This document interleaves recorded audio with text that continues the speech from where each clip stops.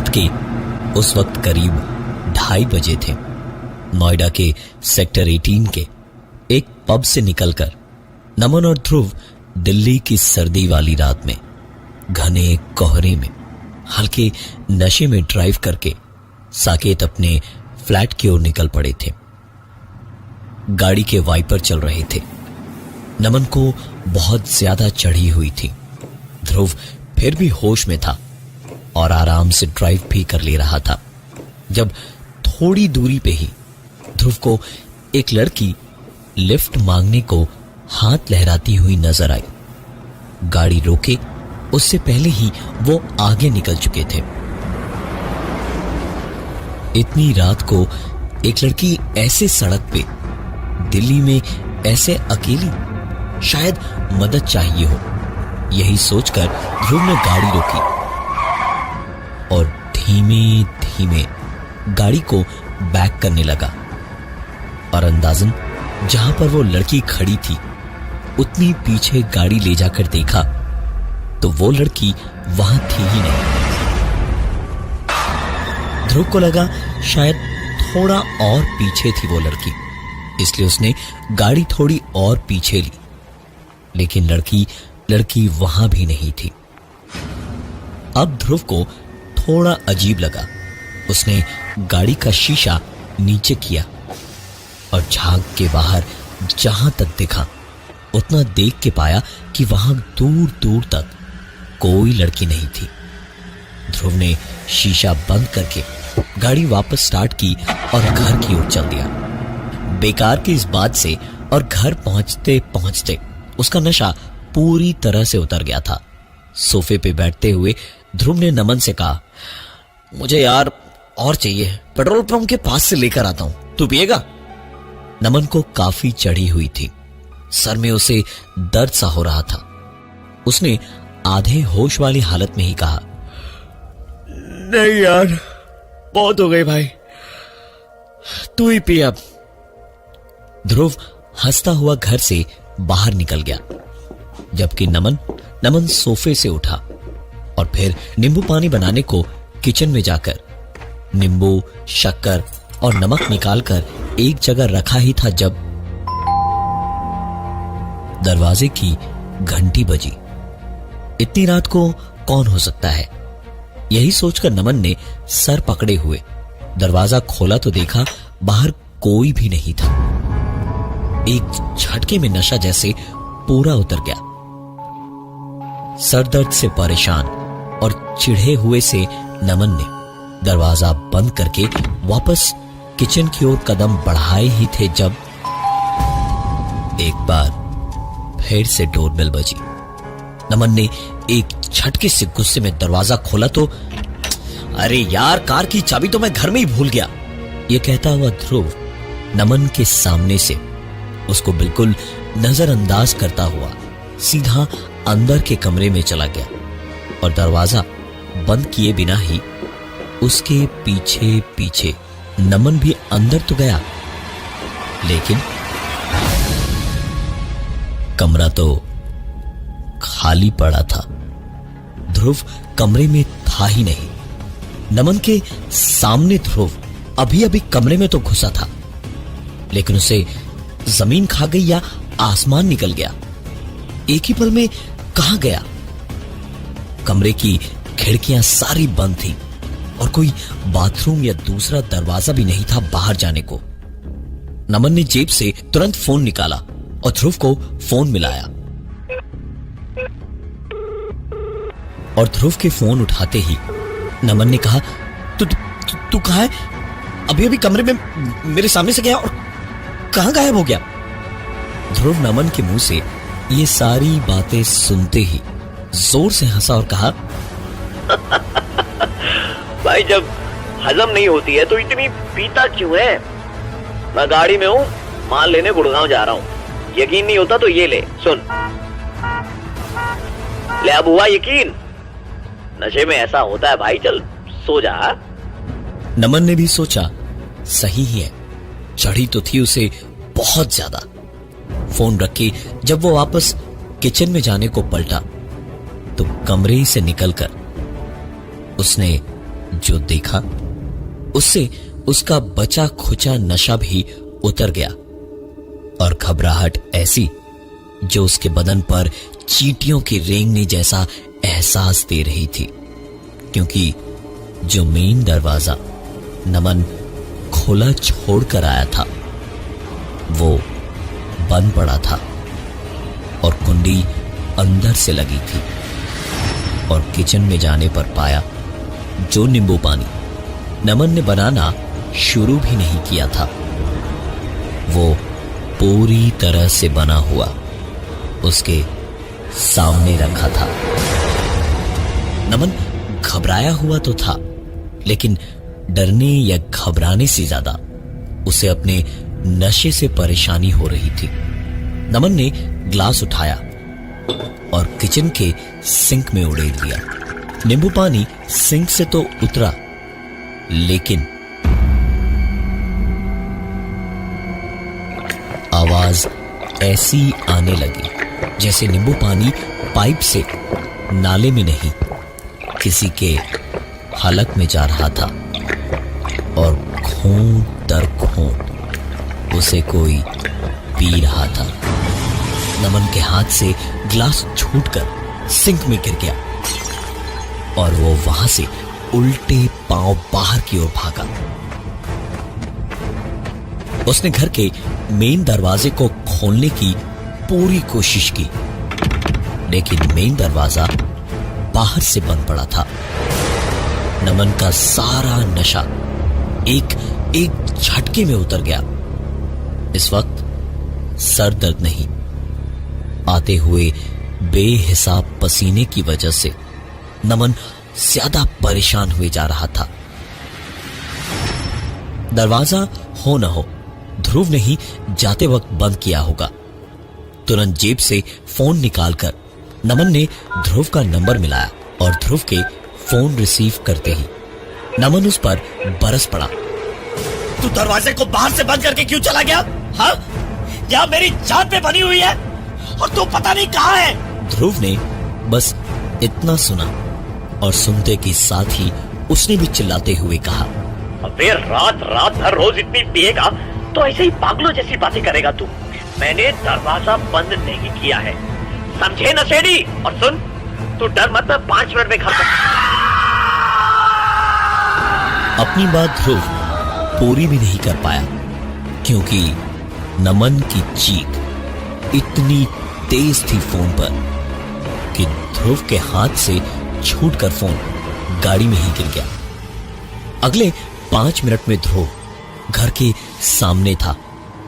एक धक्का मार के दरवाजा खोला तो सामने सोफे पर बैठकर टीवी देखता नमन उससे बोला,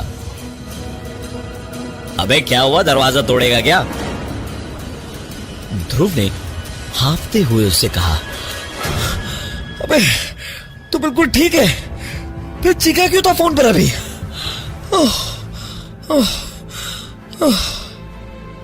नमन का आधा पिया हुआ घूंट उसने छोड़कर टेबल पर ग्लास रखते हुए कहा, मैं फोन पे चीखा? भाई तेरी तबीयत तो ठीक है? कॉल लिस्ट देख, कोई फोन वोन नहीं किया मैंने तुझे। ध्रुव ने तुरंत अपना फोन निकाला और कॉल लिस्ट खोलकर नमन को दिखाने जा ही रहा था जब उसकी खुद की नजर कॉल लिस्ट पर पड़ी और उसने खुद अपनी आंखों से देखा कि नमन ने सचमुच फोन किया ही नहीं था। ध्रुव ऐसे ही सोफे पर बैठा जैसे उसके कंधे से बड़ा कोई बोझ उतर गया। नमन ने अपना रखा हुआ ग्लास उठाया और वापस टीवी देखते हुए शराब पीने लगा। यार आइस ले आता हूं, एक पटियाला पीना पड़ेगा। ध्रुव ये कहते हुए सीधा फ्रिज तक गया और फ्रिज के खोलते ही ध्रुव के गले से एक अजीब सी डरी हुई चीख निकली, क्योंकि उसके सामने फ्रिज के अंदर एक लड़की दुबक कर बैठी हुई थी। नमन चीख सुन के वहीं से चिल्लाया और दौड़ता हुआ आया। अरे अब क्या हो गया, तू चीखा क्यों भाई? और ध्रुव ने पलटकर एक बार फिर फ्रिज में झांका तो उसमें कोई नहीं था। हालत ऐसी थी कि कुछ बोलकर नमन को ध्रुव कुछ बता भी नहीं पा रहा था। नमन किसी तरह ध्रुव को संभालकर सोफे तक लाया और कुछ देर में ध्रुव थोड़ा कहीं जाकर ठीक हुआ। उसने एक ड्रिंक बनाकर पी और उठकर सोने के लिए ऊपर अपने कमरे में जाने लगा। ऊपर पहुंच के कमरे का दरवाजा खोलते ही उसकी एक चीख उस घर में बहुत जोर से गूंजी। ध्रुव के सामने कमरे के अंदर बिस्तर पर एक नमन खून से लथपथ पड़ा हुआ था। ध्रुव ने पलटकर सीढ़ी से नीचे झांका तो देखा नमन बड़े आराम से मजे में शराब के घूंट पीता हुआ टीवी देख रहा था। ध्रुव ने वापस कमरे में झांका तो फिर खून से लथपथ नमन अभी भी उसके सामने पलंग पे पड़ा हुआ था। ध्रुव का बस चलता तो अभी के अभी दोनों नमन जो उसके सामने थे दोनों को अपने हाथों से मार देता, लेकिन डर, घबराहट और गुस्से इन सब के एक साथ हुए इस हमले से उसे निकाला।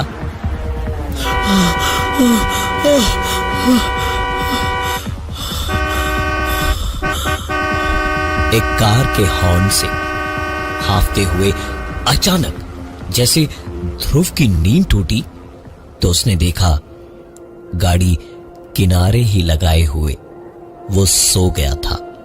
ध्रुव ने अपने मुंह पर पानी के छींटे मारे और वापस गाड़ी स्टार्ट करके घर को निकल पड़ा। सड़क खाली ही थी, ज्यादा वक्त नहीं लगा उसे घर पहुंचने में, लेकिन पहुंच के देखा घर का दरवाजा खुला पड़ा था। ध्रुव ने हाथ में पकड़ी हुई बोतल दरवाजे के पास वाले ताक पे रखी तो सामने टेबल पर नजर पड़ी जहां 2 ग्लास रखे हुए थे। एक पूरा था और दूसरा आधा खाली। नजर पूरे घर में दौड़ाई तो अंदर फ्रिज भी खुला पड़ा था। ध्रुव इतना तो जानता था कि नमन थोड़ा गैर जिम्मेदार है, पर यह सब देखकर ध्रुव का खून तो खौलता ही गया, लेकिन साथ ही घबराहट भी हुई। उसने नमन को तुरंत फोन मिलाया। कुछ देर तक फोन की घंटी बजी और ध्रुव फोन काटे ठीक उसी वक्त भाई मैं यहाँ पर फंसा हुआ हूँ, मुझे पता नहीं कहाँ, लेकिन NH24 जा, NH24 जा जल्दी, NH24। ध्रुव तुरंत वापस घर से बाहर भागा, गाड़ी स्टार्ट की और करीब 70-80 की स्पीड में अगले 10 मिनट में गाड़ी हाईवे पे दौड़ाता हुआ पहुंचा। बारिश में दूर तक सड़क देखना मुश्किल हो रहा था, लेकिन रह रह के कड़कती हुई बिजली में अचानक दूर दूर तक साफ दिख रहा था। ध्रुव पागलों की तरह गाड़ी हाईवे पर दौड़ा रहा था जब अचानक गाड़ी बंद हुई और सड़क किनारे मिट्टी में कुछ दूर खिसती हुई जाकर रुक गई।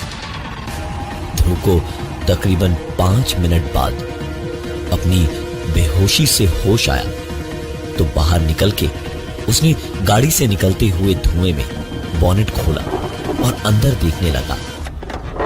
कार तो बिल्कुल ठीक थी और ये धुआं भी नहीं था, उड़ती हुई धूल थी। ध्रुव ने बॉनेट को बंद किया और गाड़ी में बैठकर गाड़ी स्टार्ट करने को चाबी घुमाई तो कार स्टार्ट होने की आवाज के साथ ही नमन कहीं से अचानक गाड़ी में आकर बैठा और बोलने लगा, भगा भगा गाड़ी भाई, भगा भगा भगा, जल्दी भगा यहां से। ध्रुव एक पल को तो नमन का चेहरा देखता रह गया और फिर खुद को संभालते हुए उसने कहा, अरे पर तू बता तो सही, हुआ क्या है? ये सब आखिर हो क्या रहा है? इस तरह चिल्लाने पर ध्रुव ने उम्मीद जिस जवाब की लगाई थी, उसकी जगह जो जवाब मिला, उसने ध्रुव की हड्डियों को भी बर्फ जैसा ठंडा कर दिया। क्योंकि नमन अपनी नहीं, एक औरत की आवाज में बोला, गाड़ी बढ़ाता है या तेरे साथ भी वही करूं जो तेरे दोस्त के साथ किया है? ध्रुव ने चुपचाप बिना कुछ कहे गाड़ी आगे बढ़ा दी। सिर्फ सीधे देखते हुए ध्रुव बस घर की ओर गाड़ी बढ़ाता गया और कुछ आगे जाके ऐसे ही नजर नमन वाली सीट पर गई तो देखा नमन वहां नहीं था। गाड़ी एक बार फिर से अपने आप रुकी। बाहर होती बारिश में खुले दरवाजे से अंदर जमी विंडस्क्रीन की भाप पे अपने आप ध्रुव की नजरों के सामने कोई लिखता गया, दोबारा वापस मत आना। ध्रुव ने भी चुपचाप गाड़ी स्टार्ट की और अपने घर की ओर चला गया। 2-3 दिन लगे ध्रुव को इस सदमे से निकलने में, और तब कहीं उसे समझ आया कि कुछ दिन पहले नमन और उसके 3 दोस्त रात को लौट रहे थे तो एक लड़की उसी जगह लिफ्ट मांग रही थी और लिफ्ट देने के बहाने उस रात भी दिल्ली की सड़कों पे बारिश में हाईवे पर दौड़ती हुई इस कार में भी वही हुआ जिसके लिए दिल्ली अक्सर शर्मसार हुआ करती है। नमन और उसके दोस्तों ने लड़की को वहीं खेतों में फेंक दिया था जहां सुबह उसकी नोची खसोटी हुई लाश मिली थी। और ये सब पता होते हुए भी ध्रुव ने कुछ नहीं किया। शायद इसकी सजा उसे तो मिल ही चुकी थी, लेकिन नमन के अलावा वो 3 और बचे हैं। वो लड़की उसी हाईवे पर आज भी उनका इंतजार कर रही होगी। मैं हूं प्रवीण, और ये थी आज की एक कहानी ऐसी भी।